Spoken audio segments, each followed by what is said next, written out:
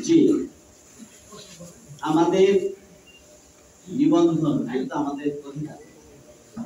অন্যায়ভাবেই বেআইনিভাবেই রাষ্ট্র শক্তিকে কাজে লাগিয়ে আমাদের নিবন্ধন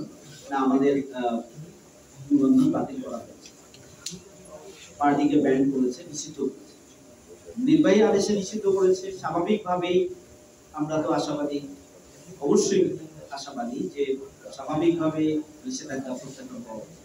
তবে এই বিষয়ে আসলে আপনারা সামনে এটা গুরুত্বপূর্ণ প্রোগ্রামের মেসেজ আপনারা দেখতে পাবেন, যেখান থেকে আরো বিস্তারিত দেখতে পাবেন। আমি আমার জায়গা থেকে সব প্রশ্ন উত্তর দিতে চাই না। আমরা আশাবাদী যে আমাদের যেটা বৈধ অধিকার এবং হক আমার আপনার সবার, সেটা ফিরিয়ে পাওয়া, সেটা যেই হোক না কেন, নাগরিক হলেই সবার জন্য একই হক। সেটা আমাদের আমিরে যেমন বলেছেন যে আমরা সংখ্যালঘু এবং সংখ্যাগুরু, এই যে আমরা বিশ্বাসী না। আমরা বিশ্বাসী আমরা বাংলাদেশের জন্মগ্রহণ করেছি, আমরা বাংলাদেশের ভূখণ্ডে বসবাস করি, অতএব আমরা বাংলাদেশি, আমরা বাংলাদেশের নাগরিক। অতএব আমার অধিকার সাংবিধানিকভাবে আমার অধিকার আর আপনার অধিকার সব সমান। সুতরাং আমরা এগুলোতে বিশ্বাস করি না, আমি বিশ্বাস করি যে, সুতরাং আমরা বিশ্বাস করি যে প্রত্যেকেরই যে হক এবং অধিকারটা ফিরিয়ে পাওয়া উচিত এবং ফিরিয়ে পাবে।